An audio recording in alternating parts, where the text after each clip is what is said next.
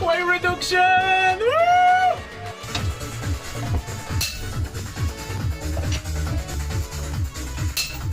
So, wish me luck, because I'm gonna have to use this brick to bring my beamer up.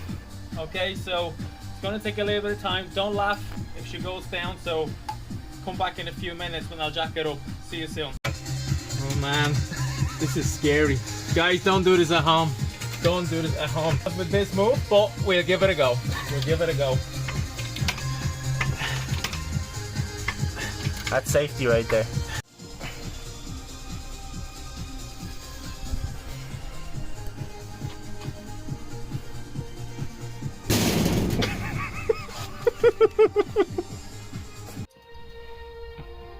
This can go down like this.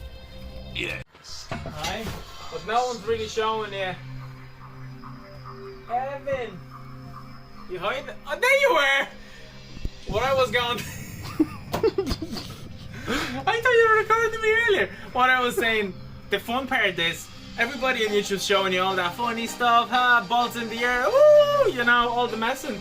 But when the, what did he say? When the, all I want to say is you said balls in the air. balls? Guys, forgive me my English, you know. From the country where I'm from, we speak Polish. Peace!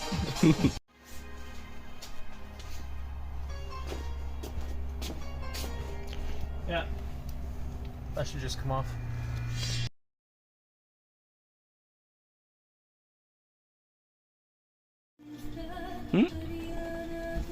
There's our shock out. Fuck me, that's a big thing. This is mad. Look how fucking big that is. That is so long.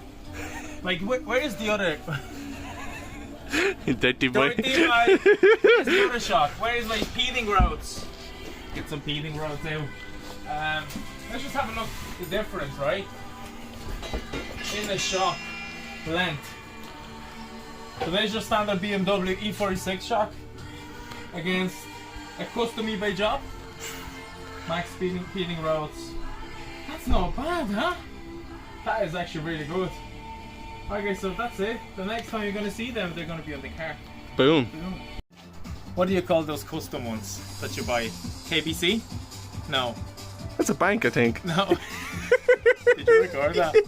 I'm gonna kill that. No, it's very similar now. What you call it? KC Racing? No. There is a brand of the Coilovers that they're running on a lot of drift cars. BC Racing. BC. See, I knew it was KBC really. I just got that. I don't know where that K came from. Close enough. It doesn't really matter. Right, so guys, what I'm going to show you quickly, right? It's just the adjustment of your height, right? So what are you going to do? You're going to release that clamp, right? You roll that up. We already maxed out our one, so what all you're going to do, you're going to just screw this all the way to the top until it stops. Then you just bring this clamp all the way down, right? And then you got his magic Maxpeedingrods branch, or whatever you call it. And you just use it like that somehow, and you just tighten up. Right, it's a pretty easy job when you know what you're doing. Okay, there you go, and that's tight enough. And you got to do the same thing obviously with your other one. So yeah, that's it. Pretty straightforward, guys. Now what we're gonna do, we're gonna bolt that to the top mount, and we'll remove the spring as well in a minute, and we'll show you how to do that also.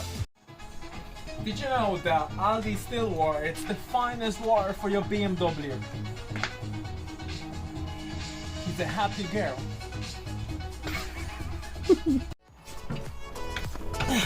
Okay, so here you go, we have a spring out. My little advice for me doing this for the very...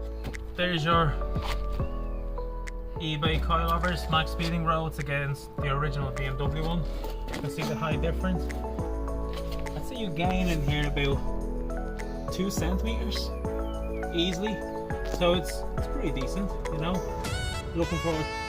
Okay guys, there's one thing that I want to tell you that you should not be doing when you're putting your rear end in.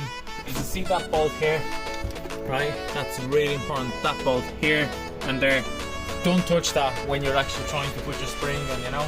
All you gotta do is get your buddy or someone just to stand on the brakes here, and the whole thing will just drop it down. We took this off, you know, and then it took us nearly 2 hours to put it back on, you know, and the result of that is what? Ripped hand. So don't do it, guys, you know, and let's keep going. Wash the thing back in.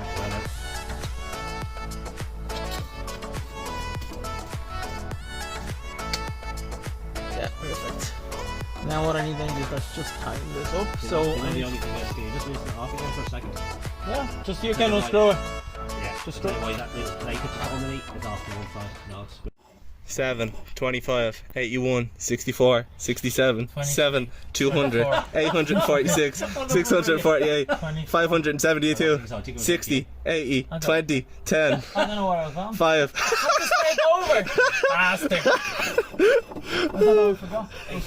Was it? No, I don't know. I'm not sure. Go again. Now, Evan, if you're going that one more time, I'm going to make sure that that brick is going to land on your face. Oh, brilliant. Check out the back one. Oh! Can she sit like that, please?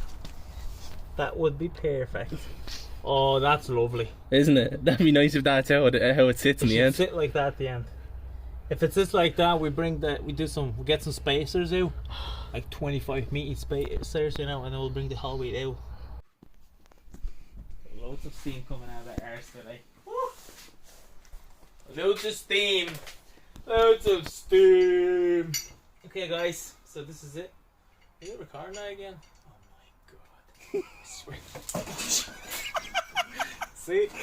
It's all about the weight distribution. If you add loads in the morning and loads in the evening, that's what happens. You just fucking lean back. Okay, guys, so here we are. We have shock is nearly out. We unbolted the top mount and we unbolted the bottom mount. All we gotta do next is just to take the drop link out. So there is a bolt here and bolt there on the bottom. So you gotta remove that. And also another tip that you need to know, when you change your coilovers, make sure to get yourself an adjusted drop links. Otherwise you won't be able to. So that's it for today, guys. We managed to finish off rear end and driver side in the front. As you can see, it looks decent. I'm actually amazed, you know, by the amount of lower that we've achieved here. All we've got left, you know, is to finish off the other side tomorrow. Hi guys, that's day 2 of the coilover install in a Dub Monkey garage, right? So stay with us and we're gonna show you the whole process of how to get this whole thing going. So she's gonna be nice and low. So far we got most of it done. Yesterday we